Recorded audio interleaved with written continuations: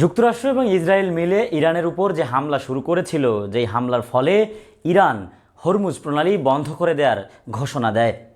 এর রেশ এসে পৌঁছেছে বাংলাদেশে। বাংলাদেশের জ্বালানি তেলের যে মজুদ সেটি ফুরিয়ে আসতে শুরু করেছে।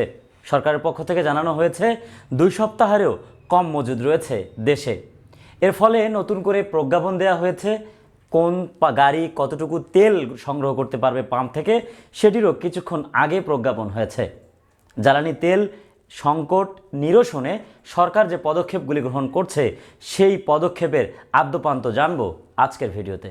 বাংলাদেশ পেট্রোলিয়াম কর্পোরেশন বিপিসির নির্দেশনা অনুযায়ী একটি মোটরসাইকেল দিনে সর্বোচ্চ 2 লিটার পেট্রোল বা অকটেন নিতে পারবে। ব্যক্তিগত গাড়ির ক্ষেত্রে এই সীমা নির্ধারণ করা হয়েছে 10 লিটার। এছাড়া মাইক্রোবাসে দিনে 20 থেকে 25 লিটার জ্বালানি তেল সরবরাহ করা হবে।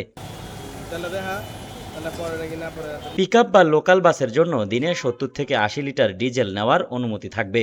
আর দূরপাল্লার বাস, ট্রাক, কাভার্ড ভ্যান বা কন্টেইনার ট্রাক প্রতিদিন 200 থেকে 220 লিটার জ্বালানি তেল নিতে পারবে। জ্বালানি তেল কেনার সময় ফিলিং স্টেশন থেকে তেলের ধরন, পরিমাণ ও দাম উল্লেখ করে রসিদ দেওয়া বাধ্যতামূলক করা হয়েছে। এছাড়া প্রতিবার তেল নেওয়ার সময় আগের রসিদ দেখানোর কথাও বলা হয়েছে। বিপিসি জানিয়েছে দেশের ব্যবহৃত জ্বালানি তেলের প্রায় 95% বিদেশ থেকে আমদানি করতে হয়।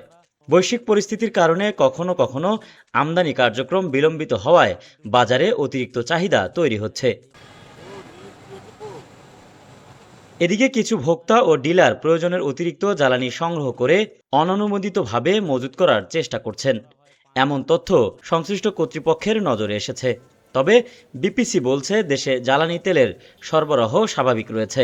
বিদেশ থেকে নিয়মিতভাবে তেলের চালান আনা হচ্ছে এবং দেশের বিভিন্ন ডিপোতে রেল ওয়াগন ও ট্যাঙ্কারের মাধ্যমে জ্বালানি পাঠানো হচ্ছে।